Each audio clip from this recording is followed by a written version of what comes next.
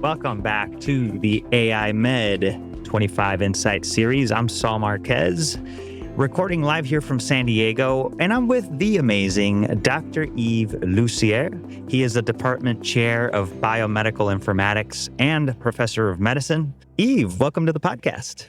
Thank you. So, Yves, tell us a little bit about yourself and the role that you serve at the University of Utah.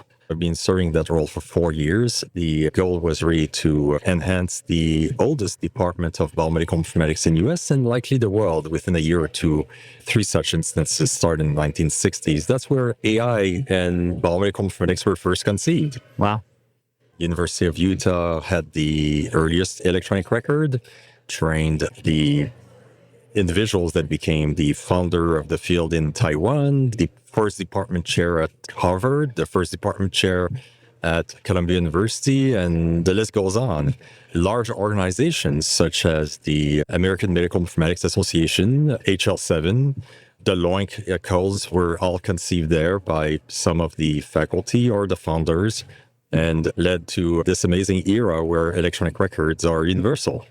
So we are sitting here with a legend, folks. And by the way, the organization, University of Utah, just has such a rich legacy. I didn't realize how many firsts are coming from there. Well, so I wasn't born those days, just to let you know. Oh, the legends are you built on the shoulders of your predecessors. You're a young man. I understand. But the people may remember that the first patented gene sequence was BRCA1, which indicates a higher risk of breast cancer and ovarian cancer, 50% per organ, right? That was conceived by a biomedical informatician, not by a geneticist of the University of Utah.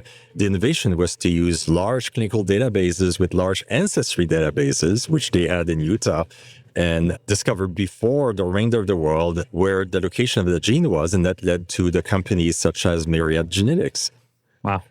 Well, and it's interesting, Yves, I'm glad you went there because there's a lot of things that we could do now with the compute power, with the technology that we couldn't do with existing data sets. Talk to us about what the opportunity is there and what the risks are as well. Oh, very good. You need scale for the majority of AI, but a few of us are also focusing on how to resolve what used to be called the curse of dimensionality, having too many variables and not enough data. And so there's 2 facets to it. One facet that we hear for ChatGPT and these large language models is throw more data into the model, compute longer, and you'll see more emerging properties. And that's true, that's correct. But at the same time, we're facing for these large language models issues such as counterfactual. There's just not enough examples of what's wrong, but to tell the large language model that's a wrong way to write a sentence, a wrong way to conceive an idea. So there are other methods that could, at scale, create these negative data sets in which they could learn better. But we can also think of enemy countries or organizations that would generate erroneous data set that appear to be true. And then unless we're very smart right now at building our next generation of large language models in the US, we've got to ensure if we take our data from different sources, whether they have been seeded in order to thwart us and have lesser models than those that are developed in enemy countries. But coming back to an area where we're really good at the University of Utah, it's on addressing what's called large P. Here, P is not a statistical p-value, but it's a feature space. It's large P in computer science, and small n, which is the number of subjects or the number of instances you have. And that used to be called the curse of dimensionality. And for those of you that are familiar with maths that are offered in inductive deductive science, like engineering, physics, maths, in first grade of university called linear model, it's pretty straightforward. If you have the same number of equations as you have variables, you have a well-defined data set. You have more equation than variables, it's over-defined.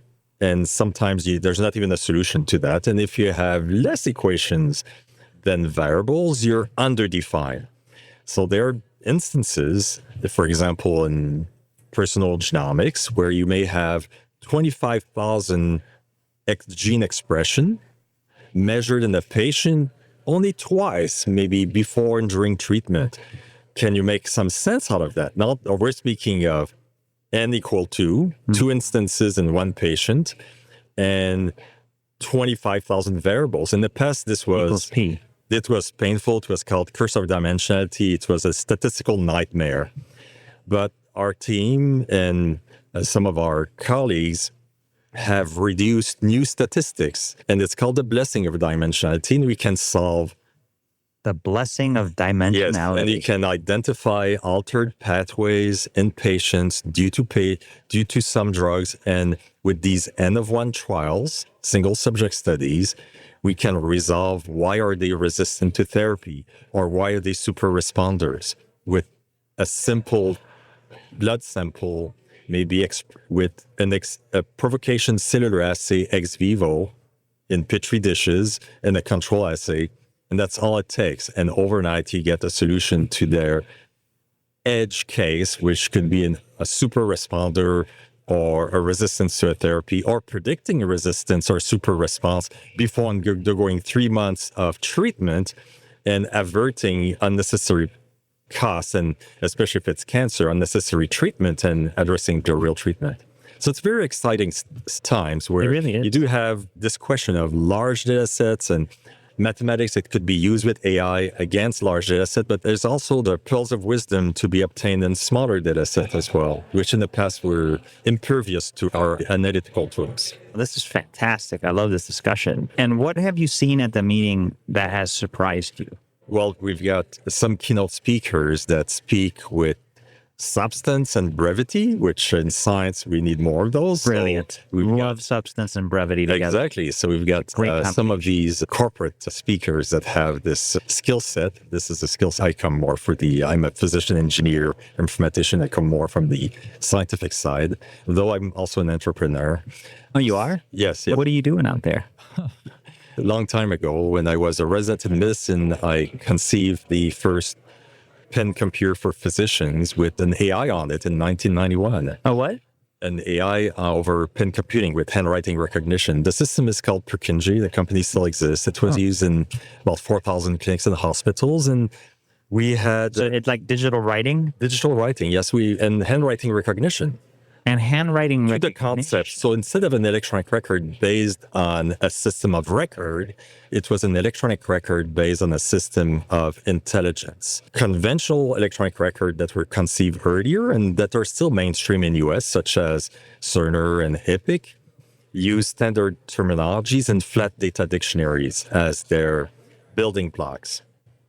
We, at that time, inspired by the systematized nomenclature of medicine conceived by Roger Cote, an alumni from Harvard that was actually a faculty at my alma mater, we use a graph which has a relationship between concepts of medicine for which there's many synonyms, and then you would have 30 years ago already, what would it look like if we print a note? What does it look like on a display where the real estate is very small, especially in those days, and therefore you don't identify the term of the concept with every form in which you communicate it, whether it's paper-based or visual on a display, and it's got a graph for which AI can operate on.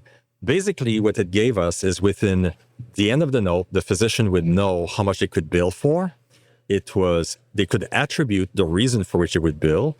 And you may not be familiar with the billing models, but 30 years ago, they were on paper. So the account receivables, since we'd bill daily, electronically, would be a month or two earlier than the conventional form, and it paid for the system. So that was a business model. That's awesome. And it's still around. Even nowadays, when people bill, like in radiology, about 50% of the bills are denied. The physicians or hospitals have 1 month to respond, or else legally the insurance companies need not pay.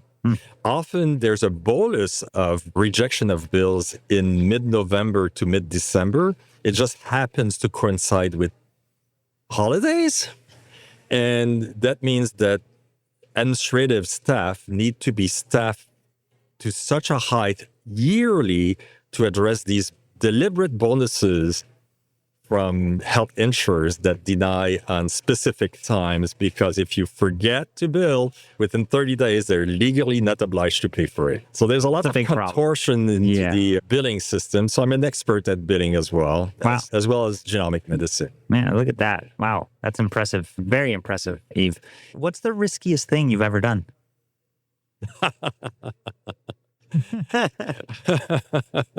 That's a good one. So I'm considered a transformative leader. I've started the units of biomedical informatics in 5 institutions. And at Columbia University, my alma mater, I've started the unit of the Northeast Biodefense Center, which was across the Northeast large institution, Princeton, Columbia University, NYU, you name it, Yale, et cetera, et All the cetera. ones up there. And then afterwards, at the University of Chicago, Illinois, and Arizona, we built the first clinical data warehouses, as well as the service cores for these institutions, as well as the collective intelligence that would be scalable, so that, I guess, as I moved on with my career, there would be the next generation that would take over these systems. So we had sustainable informatics and AI in these institutions. So the riskiest part was always the next challenge. Yeah. Because you promote within, you don't hire out when there's no Right. problem, right? Right. So every promotion or every change of institution was actually a very high risk. And all of these were starting new units. So I thought taking on the challenge of building up the oldest department of biomedical informatics could be an issue, because it's an old culture. And I had been, from my startup days when I was a resident in medicine, pretty much doing little startups in each institution. Yeah. And this was instead a big bureaucracy to move. So perhaps I would say it's always the latest challenge that's been the hardest. So you're like a bioinformatics remodeler. You take old departments and you shine them up and you make them modern. That's my last iteration, right? Before that, it was putting the seed. It was scorched earth. Love that, man. Super interesting. If you had the opportunity to go back to 20 years old, what advice would you give yourself? Well, first of all, I did my first company when I was 18. I was already president of the engineering student by that time. So the advice when I was 18, I don't know, at that time, I already had penned out that I'd make more money by dropping out of engineering or medicine. I was admitted in medicine as well, than continuing on this academic trend. So you made that choice. You're like, I made that choice. Okay, I right. had to go down the route of multiple startups. So you were very bright from the beginning. So knowing everything you know now, what would you tell yourself at 20? I think it's the same thing I tell myself all the time. You have to brainwash me in order to... I knew that between engineering and medicine, there'd be an opportunity. Yeah, I thought yeah. at that time, my first company is about to bring the language of medicine to computers, because it didn't work so well. And we're doing statistics there. And I didn't quite realize, but then there's a residency, and then there's a postdoc, and there's always another step of learning. So you'd have to brainwash me on the number of years it takes to train all these multiple disciplines to be effective. And otherwise, it's just risk it, drop out and risk it all. Because I was already very skilled. I had started programming when I was 12 and I was very skilled. I could just have dropped out and done something. But then the advice I would not have known at that time would have been, you've got to go to Silicon Valley or to Boston, where there's a culture the epicenter of creation, innovation, and the funding for startups from one to the other. Yes. So that I didn't know. So that would be the best advice, was drop out and go to these sectors. That is fantastic. Holy smokes. That's great advice. That's great advice to your 20-year-old self. So am I the most provocative of your speakers today? That's fantastic. Yeah, man. You're definitely at the top right now. Folks, what do you think? I mean, we got Dr. Yves Lussier with us. Okay, so what's the place that people can reach out to you, learn more about your research, learn more about your companies, and things like that? So I'm a public figure. You can find me on Wiki or LinkedIn. Oh, you even got a Wikipedia page. Correct, yes. You got to be a serious deal to have a Wikipedia page. Someone else felt like that, right? Because you can't invent your own. Exactly. So that's great. So I'm thankful to my alumni or other sponsors that have decided to put me there. It's a bit obsolete, though. If you hear this, you could update it. They got to update it. Well, this will become a public record, and we will have a transcript. And so we could probably petition. The University of Utah has my has my email there as well, and we have a very successful program and the oldest program of training in biomedical informatics. So we have over 600 alumni.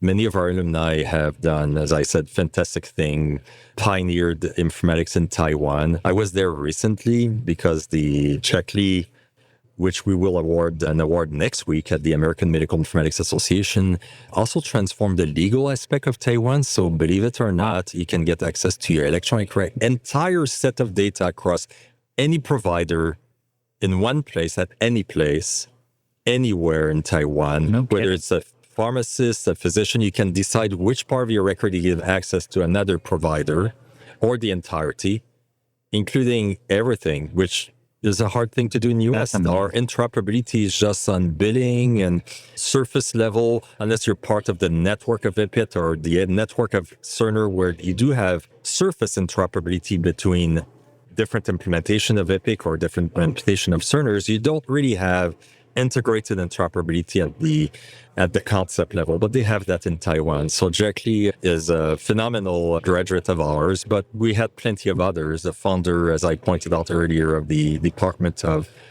Biomedical Informatics of Harvard, Octobernet, trained Zach Kohane, who's the founder of the New England Journal AI of 2 years ago. Bring it back to AI, right? Jeez. Well, there you have it, folks. We are with Dr. Yves Lussier. He's a department chair of biomedical informatics and professor of medicine at University of Utah. In the show notes, you'll find all the ways to get in touch with him, his Wikipedia page, everything that you want to do to find out what he's up to. And Yves, thanks so much for being with us. Thank you very much. So.